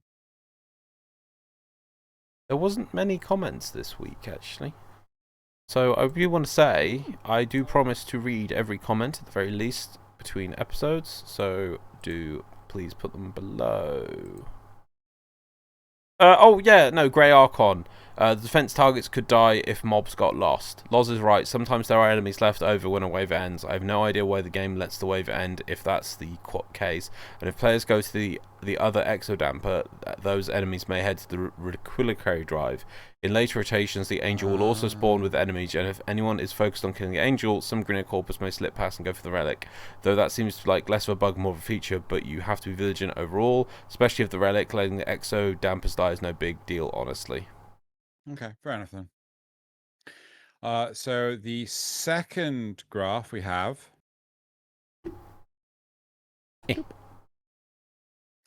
Should the stages of Void Armageddon be lengthened, but each stage yields a reward at the end of the round? Yeah. So 9% said no, 22% said that they didn't care, and 70% said yes. Cool. Enjoys the 70%. Yep. Then we have, do you think a mission creation tool would have helped keep Warframe fresh and engaging? 18% said no opinion, and 68% said yes. No, they didn't. What? They said loading. Oh, son of a god damn it, stupid graph. Oh. 80% said loading. One graph I missed that I bloody did that. Anyway, the next one is, do you like Xeno's Riven Valence idea? Do you remember this? No. So this was the one that you could smash a Riven into another Riven to get one of the powers. Oh, yeah. Okay, that's cool, yeah. You didn't change the... Wait, why is it... Oh, I think someone's bloody answered the graphs. Sorry, someone's added to the graphs. Okay, fine. So 5% said don't care, 19% said no, and 76% said yes. Cool.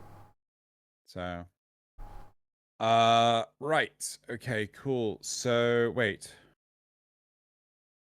This is wrong. This is wrong. Hold on, pause it a second. Good. There we go. Weird technical crap. Okay, so the next one is, did you ever play the old 8-player trials?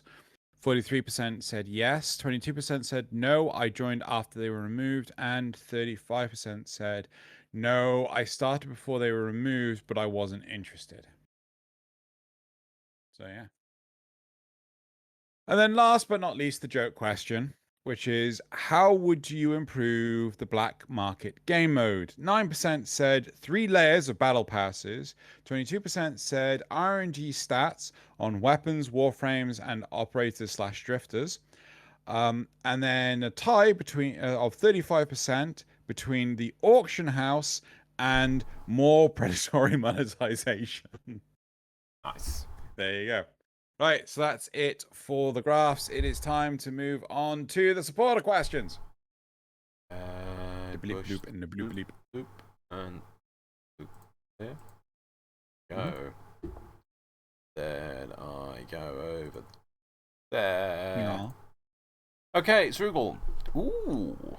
This is a font called Coptic Factory Fancy. I know nobody gets to see these cool fonts, but Srugal finds me some fun fonts to read out every time, and this one is just like all over the place.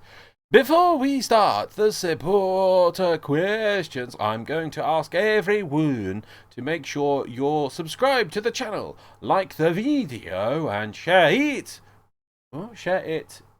If is it if? Oh God, that's an it. Oh, that's T and F again. Share it if you can. It really helps. Okay. Are you still playing V Rising? If so, what are you enjoying about it? We are, but we haven't had time really recently to play it, mostly because the last episode of Campai Cast we had to do like a lot of homework and that took a lot of time. Didn't Loz? Yeah. We were planning on playing it earlier last week, but unfortunately we had to cancel it last second. So and we were playing. Yeah, I was playing app games. I had to get my app games done. I got rank 1. Yeah, because you can everyone get rank 1. Like I think 5,400 players got rank 1. Okay. Great.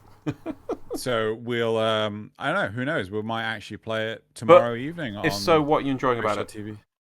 If so, what we're enjoying about it? I just love the fact that the whole sunlight shit, right? I love the whole oh god, I'm in the sun, right? So few vampire-based games actually do that. Loz is like, yes. Fair. I like the fucking mustard though. I like the world and the setting. It's nice to feel progression in the world. The world feels big, and at the same time, you're given decent ways to progress through it. I also like that it's it just feels nice. My favorite part in the game was in the first tier where we were like scumming around with sticks, like fighting bosses to get hearts, and it was there was things, the reasons to refight bosses and get bits and pieces that would all glue together. Eventually, it just boils down into just get the new piece of paper and that's it, which does feel a bit.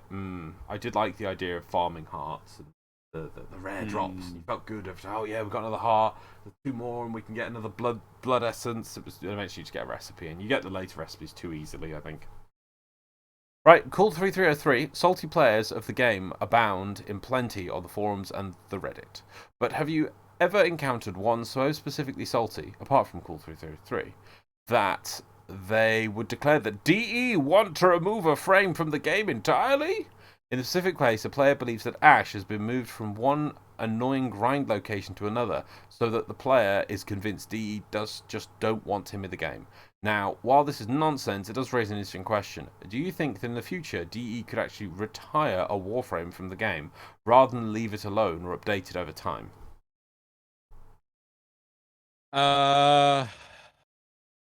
Is that 2 separate questions, or is that just one question? It's one question.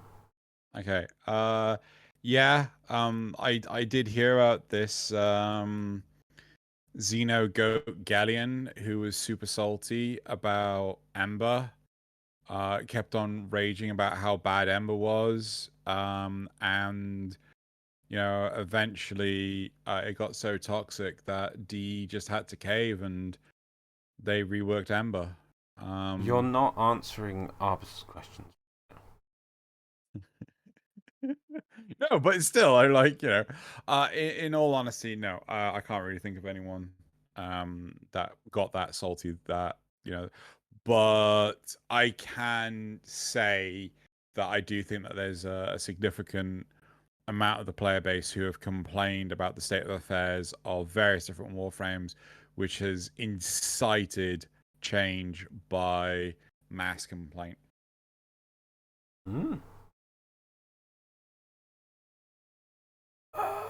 Cool Truth. Oh no, what was I going to say about that? What was the point I was going to make? I was going to make a point. Retire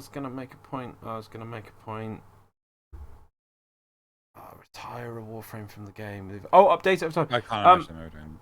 No, I don't think they would ever retire something. Also, what I remember you saying about this, and that when they update Warframes, it doesn't get, apart from the people who enjoy that Warframe, it doesn't get a boost. It doesn't seem to much change in usage. They haven't ever done a change on a Warframe that's had an effect, have they? But then No, again, not really. Like it's minor increases. they but probably yeah. do the change, then start looking at the numbers for the next, let's say, 2 months. But in reality, what will happen is they'll update a Warframe, give it some new things, and 6 to 8 months down the line, when a new piece of content requires a different way of thinking, that Warframe then becomes the best way of doing it because it got that update. Agreed. Yeah. Lastly, Call 3303. Warframes models use a generic skeleton shared across all frames except Grendel, for obvious reasons. If there is ever to be a new frame that requires a non-standard skeleton, can you think of a power as unique as Grendel's that would be cool enough for DE to make a skeleton for it? Bonus points for not mentioning a werewolf frame. Spider frame, actually. I want a multi-limbed spider frame. So, like, 8 limbs, probably 2 legs, 6 arms. And I want it to be able to climb walls and like properly hang off the walls, even the ceiling, hang off the ceiling. Not dangle on a thread though. I wasn't thinking that far. Just attached like you do wall latching. Yeah, that's what I'm thinking. Centaur That was frame. easy. Huh? Centaur frame. Centaur. Be its own mount in Deviri. Yeah. God, can you imagine? No, I like the idea of piloting a Warframe which is just bigger. It's just huge. I mean, it could be the height of it wouldn't be like a person plus horse. It's not quite as big as a horse. It'd be a little bit taller than like Necromech height, so it can fit in like maps. Yeah. But it would enable the you just control something that is so different, so unique. Yeah. It can move quicker. It'd be mainly for the open world. It's a bit like you could say you got your Ellie's K-Drive mode. It's like really hard to use that in small maps. And same thing for this. It wouldn't be a Warframe for every map, but it'd be a really unique Warframe. Mm-hmm. That's it for those questions. Cool. Then if I push community responses, and we did do Grey Archon's one already, so we'll just do the quick ones I had left. Trex Paddock. Oh, a Nightwave intermission before we get the next intermission. Brilliant. Yep, completely agree. Bones the Wonderful, idea for Void Armageddon. Make it just an onslaught of ravenous angels and one normal angel. Give it the same structure of disruption so that more angels killed equals tier and amount of reward. But you can't have them simultaneous is the problem, because if you have them simultaneous, like, how do you focus that? How do you coordinate that? Maybe with some kind of coordination system on the marker button. Anyway. That could be cool. And lastly, Dance and the Origins. All I want is user-generated emotes.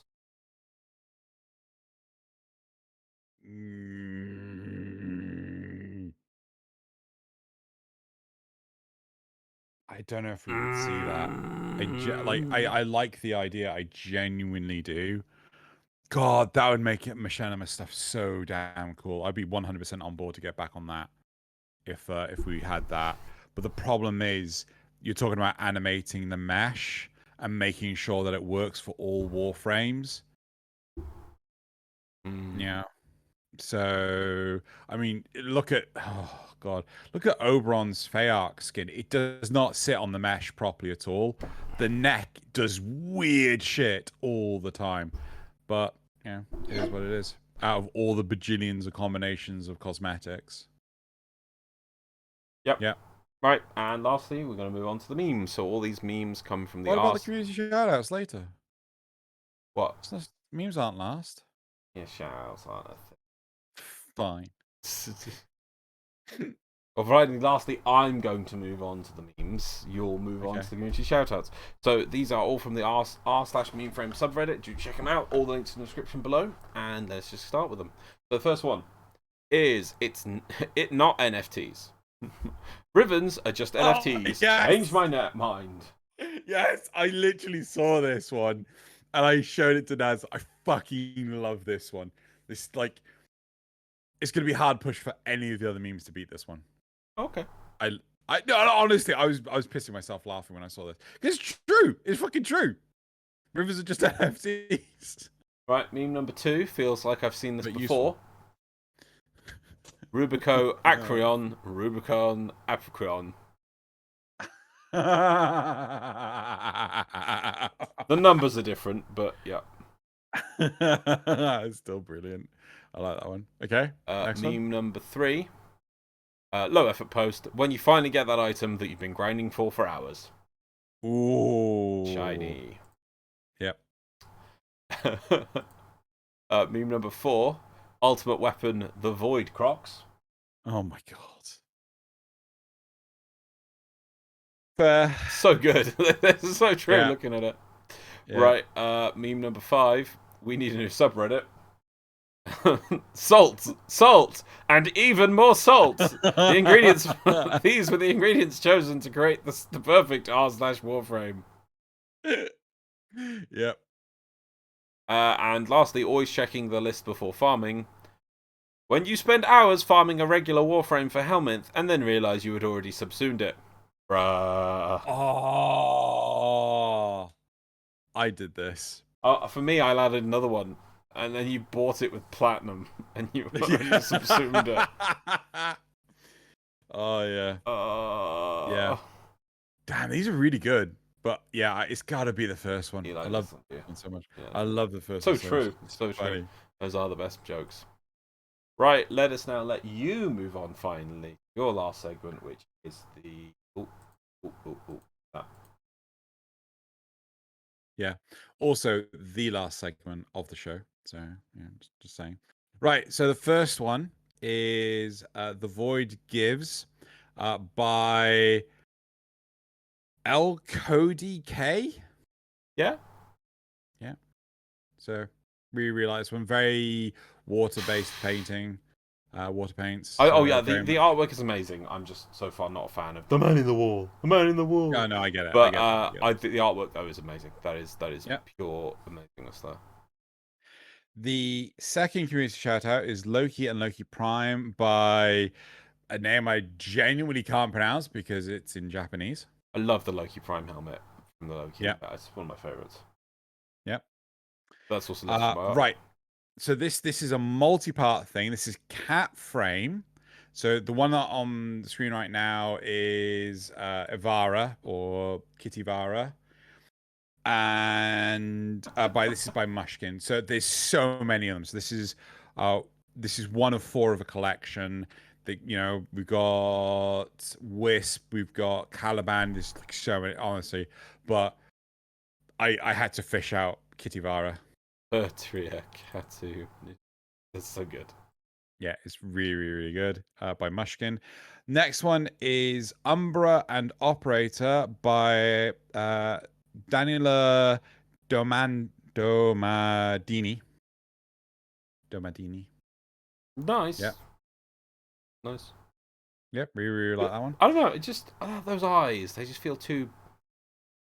I don't know. What? No, I was going to say happy, but then I looked into them and saw the void. And the void stared back. Indeed. I genuinely really, really like this piece. It feels very 3-dimensional. Yeah. The next one is Nova Prime by Zero Control. Is cool. Yep. And then last but not least is a huge thing, which is Hollow Knight X Warframe by Upside Down Small. There's so many on here. There's a breakdown which clusters the different warframes. Some of them I was able to get. Some of them are just like I don't recognize that warframe at all. But yeah, no, I really, really, really like this.